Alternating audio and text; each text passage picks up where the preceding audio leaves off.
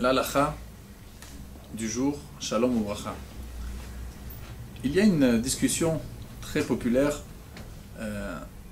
entre les décisionnaires concernant le Shabbat au moment de la bénédiction des Nerot. Est-ce que nous devons faire la bénédiction de l'allumage des bougies avant l'allumage ou d'allumer et ensuite faire la bénédiction des Nerot? Et cela découle d'une grande discussion entre le Rambam, le Tosfot et le Baal Chot Dolot, donc de grands Rishonim, qui se posent la question: est-ce que l'entrée du Shabbat dépendrait de l'allumage des bougies? Et cela va donc créer la discussion par rapport à la bénédiction.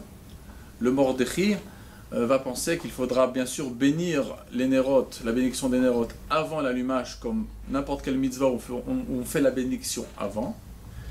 Et le Shut Ma'ariv, Rabbi Yaakov Veil, lui va penser qu'il est mieux d'allumer les bougies et ensuite de faire la bénédiction.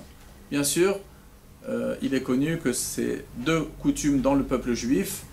Les Sfaradim, qui suivent les paroles du Shulchan Arour directement, vont bien sûr faire la bénédiction et ensuite allumer, mais énormément quand même de Sfaradim, il est important de préciser, font comme l'opinion du Ben Ishraï et de beaucoup de décisionnaires, où également ils allument et ensuite font la bénédiction.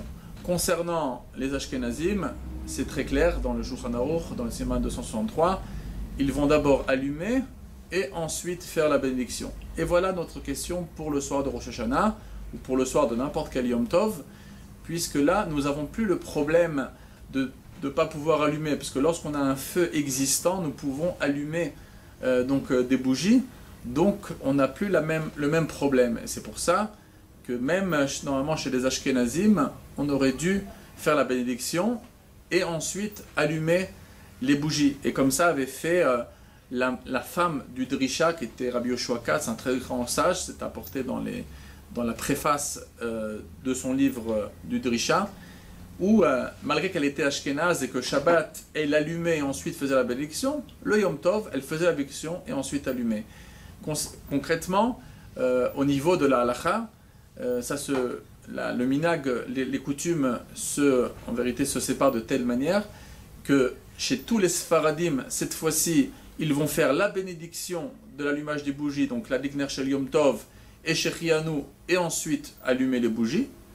Et pour les Ashkénazes, ça va être coupé cette fois-ci en deux opinions, deux coutumes. L'opinion de ceux qui vont aller avec le Mishnah Berurah, le Chafetz Chaim, donc qui pensent qu'il faut faire d'abord la bénédiction et ensuite l'allumage des bougies, et ceux qui vont aller d'après le Magen Avraham et aussi le Baal HaTanya, l'Admor HaZaken. C'est pour ça que c'est la coutume Chabad, que Yom Tov également, nous allons d'abord allumer et ensuite faire la bénédiction.